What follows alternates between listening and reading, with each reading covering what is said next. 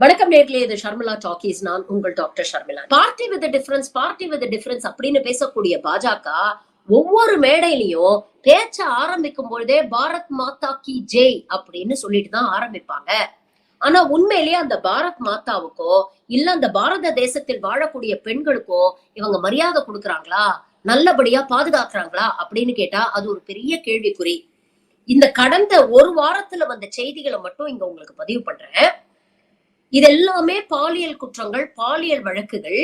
இந்த பாலியல் வழக்குகளில் ஈடுபட்டவர்கள் பாத்தீங்கன்னா பாஜகவை சேர்ந்த நபர்கள். எல்லாரும் பாஜகல நல்ல முக்கியமான பொசிஷன்ஸ்ல இருக்கிறவங்க. முதல்ல மோடியுடைய சொந்த மாநிலம் குஜராத்ல இருந்து ஆரம்பிப்போம். நேத்து பாருங்க, குஜராத்ல சூரத்ல பாஜகவை சேர்ந்த அந்த லோக்கல் வார்டுல கவுன்சிலரா இருக்கிறார். அவர் பேரு ஆதித்யா உபாத்யாய். இவர் என்ன பண்ணிருக்காரு, அந்த மார்க்கெட்டுக்கு ஒரு பெண் வந்திருக்கிறா, 23 வயது பெண். இவங்களுக்கு நல்லா தெரியும் போல் இருக்கு, அந்த லோக்கல் ஏரியால புழங்குறவங்க தானே. சோ இவர் லோக்கல் பாஜகவை சேர்ந்தவர், அவர் வார்டு நம்பர் 8ல கவுன்சிலரா இருக்கிறாரு அப்படிங்கிற விஷயம் எல்லாம் இவங்களுக்கு தெரியும் போல் இருக்கு. சோ யதார்த்தமா அந்த பெண்ணு மரியாதை நிமித்தமா பேசியிருக்கு. இவர் உடனே என்ன பண்ணாரு, கூல்ட்ரிங்க் சாப்பிடுறியாமா, வெயிலுக்கு இதமா இருக்கும் அப்படின்னு சொல்லிட்டு ஒரு கூல்ட்ரிங்க வாங்கி கொடுத்திருக்கிறாரு. இந்த பெண்ணும் தெரியாதனமா அந்த கூல்ட்ரிங்க வாங்கி குடிச்சுட்டா. அதுல இந்த பொம்பளை பொறுக்கி கமநாட்டி எதையோ கலந்துருக்கான். உடனே அந்த பொண்ணு மயக்கமாயிருக்கு. இந்த மயக்கத்துல இருந்த பெண்ணை தன்னுடைய வண்டியில ஏத்திக்கிட்டு பக்கத்துல ஒரு ஹோட்டலுக்கு போயிருக்கிறான். அங்க இவனோட ஃப்ரெண்டு இன்னொரு பொம்பளை பொறுக்கி ஆல்ரெடி வெயிட்டிங். இவங்க 2 பேரும் சேர்ந்து கிட்டத்தட்ட 3-4 மணி நேரம் அந்த பெண்ணை கூட்டு பாலியல் வன்கொடுமை செஞ்சிருக்கிறாங்க. செஞ்சு முடிச்சு இவங்களுடைய இச்சையெல்லாம் தீர்த்துக்கிட்டதுக்கு அப்புறம் என்ன பண்ணிருக்கிறாங்க, அந்த பெண்ணை அதே வண்டியில ஏத்திக்கிட்டு அந்த பெண் வீட்டு வாசல்ல போய் தெருவுல அப்படியே வண்டியில இருந்து வீசிட்டு அவங்க போயிருக்கிறாங்க வண்டியை எடுத்துக்கிட்டு. மயங்கிய நிலையில இருந்த பெண்ணு மயக்கம் தெளிஞ்சதுக்கு அப்புறம் எந்திரிச்சதுக்கு அப்புறம் நேரா போலீஸ் ஸ்டேஷன்ல போய் கம்ப்ளைண்ட் கொடுத்திருக்காங்க. கம்ப்ளைண்ட் கொடுத்து அங்க இருக்கக்கூடிய லோக்கல் மக்கள்லாம் அந்த பெண்ணுக்காக ஆதரவாக போராட்டம் பண்ணதுக்கு அப்புறம் தான் இந்த ஆதித்யா உபாத்யாய் மீது எஃப்ஐஆர் ஃபைல் பண்ணி போலீஸ் வழக்கு பதிவு பண்ணி அரெஸ்ட் பண்ணிருக்கிறாங்க. இந்த விஷயம் தெரிஞ்ச உடனே அங்க இருக்கக்கூடிய மக்கள்லாம் கொந்தளிச்சு போயிருக்கிறாங்க. இது எங்க கட்சிக்கு எதிர்வினையா அமைஞ்சிடுமோ அப்படிங்கிற பயத்துல உடனே கட்சியில இருந்து அவரை சஸ்பெண்ட் பண்ணிருக்கிறாங்க, கட்சியை விட்டு தூக்கி இருக்கிறாங்க. இது ஒரு சம்பவம். இது எப்படின்னா, கர்நாடகால பாருங்க, முனிரத்னா இவர் பாஜக எம்எல்ஏங்க, சிட்டிங் எம்எல்ஏ. இவர் மீது ஒரு பாலியல் வன்கொடுமை வழக்கு. தன்னுடைய கட்சியை சேர்ந்த 40 வயது மதிக்கத்தக்க பெண்ண கூட்டு பாலியல் வன்கொடுமை செஞ்சு, நீ இத வெளியில சொன்னா உன் பையனை கொன்னுடுவேன் அப்படின்னு மிரட்டி கூட்டு பாலியல் வன்கொடுமை செஞ்சது மட்டும் இல்லாம அந்த பெண்ணை இழிவுபடுத்தக்கூடிய வகையில் அவங்க மூஞ்சியில ஒண்ணு கடிச்சிருக்கிறாங்க இந்த பொறுக்கி ராஸ்கல். இதெல்லாம் செஞ்சு முடிச்சிட்டு அந்த பெண்ணுக்கு இன்ஜெக்ஷன் போட்டிருக்கிறானா, போட்டு மிரட்டி இருக்கிறான். இதுல வைரஸ் இருக்கு, HIV வைரஸ் இருக்கிற இன்ஜெக்ஷனு, நீ வெளியில சொன்னேன்னா அவ்வளவுதான், உன் மான மரியாதை எல்லாம் போயிடும் அப்படின்னு அந்த பெண்ணை மிரட்டி இருக்கான். ஆனா இந்த மிரட்டலுக்கெல்லாம் பயப்படாம இவர் மீது அந்த பெண் வழக்கு கொடுத்திருக்கிறாள். சரி, இவர் இப்பதான் முதல் தடவை இப்படி பண்றாரா பாத்தீங்கன்னா, இந்த ஆளோட STD வரலாறு எல்லாம் பாத்தீங்கன்னா கடஞ்செடுத்தா யோகியனா இருக்கிறான். ஆரம்ப காலத்துல ஒரு கான்ட்ராக்டரா, ஒரு பிலிம் ப்ரொடியூசரா தன்னோட கெரியரை ஆரம்பிச்சிருக்கிறாருங்க இந்த ஆளு. ரஜினிகாந்த் அவர்கள் நடித்த லிங்கா அப்படிங்கிற படத்தோட ப்ரொடியூசர் இந்த ஆளு. முன்னாள் கர்நாடகா சீஃப் மினிஸ்டர் HD குமாரசாமியோட மகன் நிக்கில், அவரை வச்சு இந்த ஆளு படம் எடுத்திருக்கிறாரு. நிறைய படங்கள் இந்த மாதிரி எடுத்திருக்கிறாரு. பிக் ஷாட் ப்ரொடியூசர் போட்டிருக்கு. நிறைய கான்ட்ராக்டர்ஸ் எல்லாம் இவர் கையில வச்சிருக்கிறாரு. ஆரம்பத்துல காங்கிரஸ் கட்சியில ஒரு கவுன்சிலரா தன்னுடைய அரசியல் வாழ்க்கையை தொடங்கினவரு. படிப்படியா முன்னேறி 2013ஆம் ஆண்டு காங்கிரஸ் கட்சியில் MLA-வா பதவி ஏற்கிறாரு. அதுக்கப்புறம் பாத்தீங்கன்னா காங்கிரஸ் ஆட்சியில இவர் மீது ஏகப்பட்ட குற்றச்சாட்டுகள். இவர் கான்ட்ராக்டர் இல்லையா, அதனால நிறைய ப்ராஜெக்டுக்கு ஏற்கனவே கம்ப்ளீட் பண்ண ப்ராஜெக்ட்க்கு டூப்ளிகேட் பில்லு போட்டு அரசாங்கத்துல இருந்து பணத்தை வாங்கி இருக்கிறாரு. இந்த வடிவேல் காமெடி ஒண்ணு வரும் தெரியுமா, கிணறேங்க சார் அப்படின்ட்டு. அந்த மாதிரி செய்யாத ப்ராஜெக்ட்ஸ் நிறைய செய்யாமலேயே பில்ல போட்டு செஞ்சு முடிச்சதா கணக்கு காட்டி பணம் வாங்கி இருக்கிறாரு அரசாங்கத்திட்ட இருந்து. இந்த மாதிரி வழக்குகள் இருக்கும் பொழுது இவங்களுக்கு ஒரே சரணாலயம் என்ன, பிஜேபியில போய் ஜாயின் பண்றாரு. அதனால 2019ல காங்கிரஸை விட்டுட்டு நேரா போய் பிஜேபியில ஜாயின் பண்றாரு. 2019 தேர்தல் இருக்கு இல்லையா, அந்த தேர்தலுக்கு முன்னால 2018ஆம் ஆண்டு இறுதியில் இவரோட ஒரு அபார்ட்மெண்ட்ல போலீஸ் கிட்டத்தட்ட 9800 ஃபேக் ஓட்டர் ஐடிஸ சீஸ் பண்றாங்க. இந்த வழக்கும் இவர் மேல நிலுவையில இருக்கு. சிறுபான்மையினருக்கு எதிராக, அங்கே இருக்கக்கூடிய கிறிஸ்டியன்ஸுக்கு எதிராக வெறுப்பு பேச்சு பேசினாரு அப்படிங்கிற வழக்கு இவர் மீது இருக்கு. இது மட்டும் இல்ல, ஏற்கனவே 2020, 22 காலகட்டத்துல ஒரு 40 வயது பெண் இவர் மீது பாலியல் குற்றச்சாட்டு சொல்லியிருக்கிறாங்க. என்ன தொடர்ந்து கூட்டு பாலியல் வன்கொடுமையில ஈடுபடுத்தினாரு. அது மட்டும் இல்ல, என்ன வச்சு தன்னுடைய அரசியல் எதிரிகளை ஹனி ட்ராப் பண்றதுக்கும் முயற்சி பண்ணாரு. நான் ஏற்கனவே ஒரு ஹெச்ஐவி பாசிட்டிவ் பேஷண்ட் என்ன வச்சு பல பேருக்கு வந்து அவங்களோட பழக சொல்லி ஹனி ட்ராப் பண்ணி அவங்களுக்கு எல்லாம் வந்து ஹெச்ஐவி இன்ஃபெக்ஷனை பரப்புறதுக்கு முயற்சி பண்ணாரு அப்படின்னு ஒரு பெண் இவர் மேல புகார் கொடுத்திருக்குங்க. இப்படிப்பட்டவரை பாஜக என்ன பண்ணிருக்கணும்? கட்சி விட்டு தூக்கி இருக்கணும் இல்லையா? ஆனா அவங்க என்ன தெரியுமா பண்ணிருக்காங்க? 2019 ஜெயிச்சோன்ன அவரை மினிஸ்டர் ஆஃப் ஹார்டிகல்ச்சரா உட்கார வச்சாங்க. இன்னைக்கு மீண்டும் ஒரு பெண் இவர் மீது பாலியல் குற்றச்சாட்டு சொல்லியிருக்கிறாங்க. இந்த குஜராத்தும் கர்நாடகாவும் வெறும் சாம்பிள் தான். இந்த மாதிரி நிறைய விஷயங்கள் உத்தரப்பிரதேஷ்லயும் பாஜக ஆளக்கூடிய மாநிலங்கள்ல தினம் தினம் நடந்துட்டு இருக்கு. சரி, நம்ம மாநிலம் தமிழ்நாட்டுக்கு வருவோம். கடந்த ஜனவரி மாதத்துல இருந்து இந்த மே மாசம் வரைக்கும் பாத்தீங்கன்னா கண்ணுக்கு தெரிஞ்சு மூணுமே பாக்ஸோ. கண்ணுக்கு தெரியாம இன்னும் எத்தனை இருக்கு அப்படின்னு தெரியல. ஃபர்ஸ்ட் ஜனவரி மாசம் 13ஆம் தேதியோ என்னமோ பாஜகவை சேர்ந்த MS ஷா, மதுரையில பயங்கர கெத்தா இவரு, இந்த பொறுக்கி என்ன பண்ணிருக்கிறாரு, ஒரு 15 வயது பெண், அந்த பெண்ணுக்கு அவளோட செல்போன்ல ஆபாச மெசேஜஸ் அனுப்பிச்சிருக்காரு.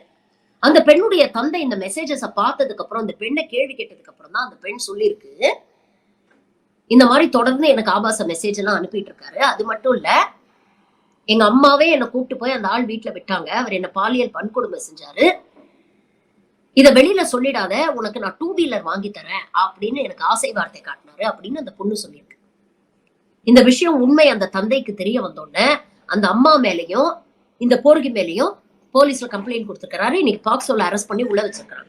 இது எப்படின்னா, நேத்து மட்டுமே பாருங்க 2 செய்திகள். ஒண்ணு, சிவகங்கை மாவட்டம் திருபுவனத்தை சேர்ந்த பாஜக பொறுப்பாளரா இருக்கிறாராம், ஒன்றிய செயலாளரா இருக்கிறாரு. அது மட்டும் இல்ல, பாஜகவுக்காக ஒரு யூடியூப் சேனல்ல நிருபராவும் வேலை செய்யறாரு. இவர் ஒரு டிராவல்ஸ் வேற வச்சிருக்கிறாரு.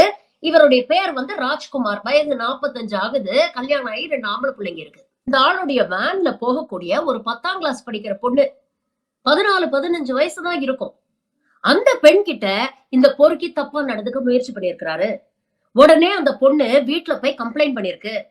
அந்த சொந்தக்காரங்க என்ன பண்ணிருக்கிறாங்க தெரியுமா, இந்த ஆளை பேசி அவங்க வீட்டுக்கு வரவழைச்சு நல்லா சாத்தி இவனை நிர்வாணப்படுத்தி இவன் போன்லயே இவனை போட்டோ எடுத்து, அந்த போட்டோவை நான் ஒரு பாலியல் பொறுக்கி உங்க வீட்டு பெண்களை எங்க கிட்ட இருந்து பாதுகாக்கவும் அப்படின்னு இவன் போன் மூலமாவே இவன் போட்டோவையும் இந்த மெசேஜையும் வாட்ஸ்அப்ல இவனுடைய கான்டாக்ட்ஸ் எல்லாருக்கும் அனுப்பி இருக்கிறாங்க.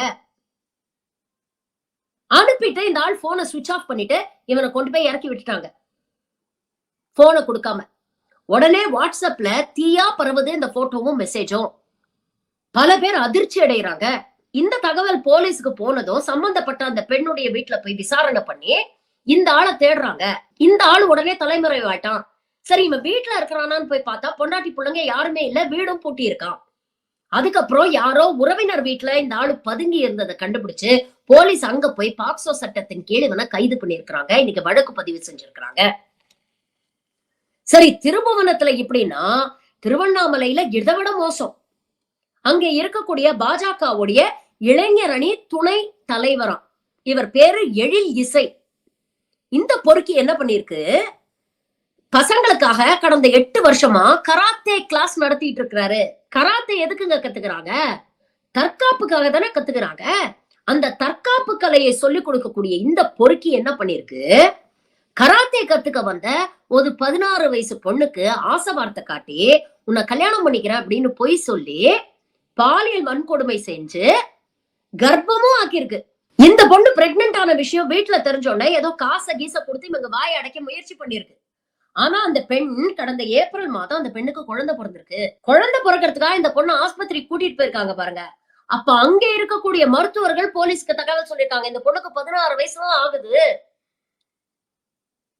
இப்படி பிரெக்னன்ட்னு கூட்டிட்டு வந்திருக்கிறாங்க அப்படிங்கிற விஷயம் தெரிஞ்சு போலீஸ்க்கு தகவல் போனதுக்கு அப்புறம் போலீஸ் வந்து விசாரிச்சோன்னதான் அந்த பெண் உண்மையை சொல்லியிருக்கிறாள். என்ன கல்யாணம் பண்ணிக்கிறேன்னு சொல்லி என்னை ஏமாத்தி எனக்கு குழந்தைய கொடுத்துட்டான், இப்ப கல்யாணம் பண்ணிக்க மாட்டேங்கிறான் அப்படின்னு சொல்லியிருக்காங்க. உடனே போலீஸ் பாக்சோ சட்டத்தின் கீழ் வழக்கு பதிவு பண்ணி அரெஸ்ட் பண்ணியிருக்கிறாங்க. நான் சொன்ன இந்த 3 சம்பவம் தமிழ்நாட்டுல நடந்த சம்பவம். இந்த ஜனவரியில இருந்து மே மாசத்துக்குள்ள இந்த 2 சம்பவம் நேத்து நியூஸ்ல வைரலான சம்பவங்கள். எல்லாமே பாக்சோ சட்டத்தின் கீழ் வழக்குகள். எல்லாமே 15 வயசு மதிக்கத்தக்க பெண்கள். இந்த கூட்டம் தான் அண்ணா யூனிவர்சிட்டியில ஒரு சம்பவம் நடந்தோடனே, ஐயோ இங்க சட்டம் ஒழுங்கு சீரழிஞ்சு போச்சு, ஐயோ இங்க பெண்களுக்கு பாதுகாப்பு இல்ல அப்படின்னு பெரிய அரசியல் நாடகம் போட்ட கூட்டம். இந்த கூட்டத்தோட தலைமை ஒருத்தர் இருக்கானே, எக்ஸ் ஐபிஎஸ் ஆபீசர், அவர் என்ன பண்ணாரு, ஐயோ தமிழ்நாட்டுல பெண்களுக்கு இவ்வளவு அநீதி நடக்குதே, பெண்களுக்கு பாதுகாப்பே இல்லையே, என் ரத்தம் கொதிக்குதே, மோடிக்கு மட்டும்தான் கொதிக்குமா, எனக்கு கூட அப்படியே நாடி நரம்பெல்லாம் கொதிக்குது அப்படின்ட்டு தன்னைத்தானே சாட்டையில அடிச்சுக்கிச்சு இந்த பைத்தியம். இன்னைக்கு உங்க கட்சியை சேர்ந்தவர்கள் தான் தொடர்ந்து இந்த மாதிரி சின்ன குழந்தைங்களை பாலியல் வன்கொடுமை செஞ்சிருக்கிறாங்க. இப்ப என்ன பண்ண போறாரு இந்த அண்ணாமலை வகைரா? சாட்டையால அடிச்சுப்பீங்களா இல்ல பிஞ்ச செருப்பால அடிச்சுப்பீங்களா? அண்ணா யூனிவர்சிட்டி விஷயத்துல வாய்க்கிழிய பேசின தமிழிசையோ வானதி ஸ்ரீனிவாசனோ ஏன் இன்னைக்கு வாயை பொத்திக்கிட்டு இருக்கீங்க? உங்க கட்சியை சேர்ந்த ஒருத்தர் தான் எல் முருகன் தலைவனா இருக்கும் போது சொன்னாரு, கட்சிக்கே ஒரு விசாகா கமிட்டி போடணும் போல் இருக்கு, அவ்வளோ பாலியல் குற்றச்சாட்டுகள் என்கிட்ட வருது அப்படின்னு சொன்னாரு. ஞாபகம் இருக்கா? தமிழ்நாட்டுல சட்டம் ஒழுங்கு சரியில்லை, தமிழ்நாட்டுல பெண்களுக்கு பாதுகாப்பு இல்லைன்னு சொல்றீங்களே, தமிழ்நாட்டுல பெண்களுக்கு பாதுகாப்பு இல்லைன்னா அதுக்கு ஒரே காரணம் இந்த பாலியல் ஜல்சா கட்சி தான். நம்ம பாலியல் ஜல்சா கட்சி அப்படின்னு விமர்சனம் பண்ணா இந்த சங்கிகளுக்கு கோபம் மட்டும் வருது. ஒரே வாரத்துல 2 வழக்கு, 6 மாசத்துல கிட்டத்தட்ட 3 பேர். எந்த தைரியத்துல இதெல்லாம் பண்ணணும்னு தோணுது? அண்ணா யூனிவர்சிட்டி விஷயத்துல கேள்வி கேட்டீங்களே, ஆளுங்கட்சி கூட இருக்கு அப்படிங்கிற தைரியத்துலதான் இதெல்லாம் பண்றாங்க அப்படின்னு பேச தெரிஞ்சது. யார் இந்த சார், யார் இந்த சார் அப்படின்னு அரசியல் பண்ண தெரிஞ்சது. உங்க கட்சியில இவ்வளவு சார வச்சிருக்கீங்களே, இதெல்லாம் பத்தி ஏன் பேச மாட்டேங்கிறீங்க? இந்த குழந்தைங்க எல்லாம் தமிழ்நாட்டு பெண்கள் இல்லையா? இவங்களுக்கு எல்லாம் பாதுகாப்பு முக்கியம் இல்லையா? இதெல்லாம் எதுக்கு சொல்றேன்னா, இது போன்ற பாலியல் பொறுக்கிகள் எல்லா கட்சியிலயும் இருப்பாங்க. No exception. எல்லா கட்சியிலும் இருப்பாங்க. இதோ போன வாரம் பொள்ளாச்சி தீர்ப்பு நம்ம பார்க்கலையா? அப்போ இது போன்ற சம்பவங்கள் நடக்கும் பொழுது ஒரு அரசு எப்படி நடவடிக்கை எடுக்குது அப்படிங்கறத பொறுத்துதான் நாம இந்த விஷயங்கள்ல அரசை விமர்சனம் செய்ய வேண்டும். உங்க கட்சிக்குள்ளேயே டிப்பர் லாரியில அழுற அளவுக்கு அழுக்கையும் வன்மத்தையும் வெறுப்பையும் இந்த மாதிரி பொறுக்கிகளையும் வச்சுக்கிட்டு உங்களுக்கு எல்லாம் என்ன தகுதி இருக்கு சமூகத்துல நடக்கக்கூடிய குற்றங்களை பற்றி பேச? நாங்க பேசுவோம். ஏன்னா ஒரு பொள்ளாச்சி சம்பவம் நடந்தாலும் நான் பேசுவேன், ஒரு அண்ணா யூனிவர்சிட்டி சம்பவம் நடந்தாலும் பேசுவேன், பிஜேபியில நடந்தாலும் நான் பேசுவேன். ஒரு பில்கிஸ் பானுக்காக பேசியிருக்கேன், ஒரு பிரிஜ்பூஷன் சரண் சிங்காக பேசியிருக்கேன், ஒரு பிரஜ்வல் ரேவண்ணா அப்படிங்கிற பொறுக்கிய பத்தி பேசியிருக்கேன். நாங்க கட்சி பாகுபாடு எல்லாம் பாக்குறது இல்ல. ஏன்னா சம்பந்தப்பட்ட குற்றவாளியை ஒரு பாலியல் குற்றவாளியா மட்டும்தான் பாக்குறோம். அவன் எந்த கட்சி பின்னணியில இருந்து வரான் அப்படிங்கறதெல்லாம் முக்கியம் இல்ல. அவன் எந்த கட்சி பின்னணியில இருந்து வந்தாலும் அவன் ஒரு பாலியல் குற்றவாளி, அவனால பெண்களுக்கு ஆபத்து, அப்படிப்பட்டவங்க சமூகத்துல நடமாடல் லாயக்கே இல்லாதவங்க அப்படிங்கிற நிலைப்பாட என் போன்றவர்கள் எடுக்கிறோம். எந்த சூழ்நிலையிலையும் எங்க நிலைப்பாடு மாறவே மாறாது. இந்த மாதிரி விஷயங்கள்ல அதிமுகவை எந்த அளவுக்கு விமர்சனம் பண்றோமோ அதே அளவுக்கு திமுகவையும் விமர்சனம் பண்ணுவோம், பாஜகவையும் விமர்சனம் பண்ணுவோம். ஆனா நீங்க எதிர்கட்சியில நடந்தா உடனே அப்படியே ஆவேசமா பொங்குறது, சவுக்கால அடிச்சுக்க வேண்டியது, செருப்பால அடிச்சுக்க வேண்டியது, இவ்வளவு டிராமாவை போட வேண்டியது, போராட்டம் நடத்த வேண்டியது, பெண்களுக்கு பாதுகாப்பு இல்ல அப்படின்னு பேச வேண்டியது. ஆனா உங்க கட்சிக்குள்ள இருக்கக்கூடிய நபர்கள் இது போன்ற குற்றங்கள் செஞ்சா வாயை மூடிட்டு வேடிக்கை பார்க்க வேண்டியது. இந்த நேஷனல் கமிஷன் ஃபார் விமன் எங்க போச்சு? தமிழ்நாட்டுல ஏதாவது ஒரு பிரச்சனை நடந்துச்சுன்னா ஓடோடி சுவமோட்டவா இந்த விஷயங்கள் எல்லாம் விசாரணைக்கு எடுக்கிறீங்களே. இப்ப எங்க போச்சு இந்த national commission for women? National human rights commission எங்க போச்சு? ஏன் எல்லாரும் கை கட்டிக்கிட்டு வேடிக்கை பாக்குறீங்க? எதிர்கட்சி சம்பந்தப்பட்ட விஷயங்கள் நடந்தா மட்டும் பொங்க தெரியுதே. ஏன் இதெல்லாம் பார்த்துட்டு அண்ணாமலை வாய மூடிட்டு இருக்காரு, நயினார் நாகேந்திரன் வாய மூடிட்டு இருக்காரு? 2 நாள் முன்னால மோடி பேசுறாரே, எனக்கு நாடி நரம்பெல்லாம் சிந்தூர் தான் ஓடுது. நாட்டு பெண்களை யாராவது அசிங்கப்படுத்தினா நான் பாத்துக்கிட்டு பேசாம இருக்க மாட்டேன்னு உன் கட்சிக்காரனே அசிங்கப்படுத்துறான். இந்த முனிரத்னா, இந்த கேடி மோடிக்கு ரொம்ப க்ளோஸா. ஏன் மோடி வாயை திறக்க மாட்டேங்கிறாரு? ஏன் பாஜகவில் இருக்கக்கூடிய ஆளுமை மிக்க பெண்கள் ஸ்மிருதி இரானி, நிர்மலா சீதாராமன், குஷ்பு இவங்க எல்லாம் ஏன் பேச மாட்டேங்கிறாங்க? குஷ்புக்கு ஒண்ணுன்னா பிரஸ் மீட் கொடுக்க வேண்டியது, நீலி கண்ணீர் வடிக்க வேண்டியது, நேஷனல் மீடியால போய் கதற வேண்டியது, ஐயோ என்ன அசிங்கப்படுத்துறாங்க, ஐயோ என்ன அவமானப்படுத்துறாங்க அப்படின்னு பேச வேண்டியது. உங்க கட்சியை சார்ந்தவர் தமிழ்நாட்டுல இருக்கக்கூடிய ஒரு பெண்ணுக்கு இப்படிப்பட்ட ஒரு நிலைமைங்க. எங்க போனாங்க பெண்ணிய போராளி குஷ்பு வகைராக்கள்? பெண்களுக்கு ஏதாவது பாதுகாப்பு குறைபாடு இருக்கு, பெண்களுக்கு எதிராக ஏதாவது பாலியல் குற்றங்கள் நடக்குதுன்னா அந்த சம்பந்தப்பட்ட அந்த மிருகம் எந்த கட்சியை சேர்ந்தாலும் சரி, எந்த பின்னணியை சேர்ந்தவராக இருந்தாலும் சரி, எல்லா கட்சிகளும் அவனுக்கு எதிராக நிக்கணும். இதுக்கு ஒரு கிளாசிக் எக்ஸாம்பிள் நம்ம கனிமொழி அவர்கள்.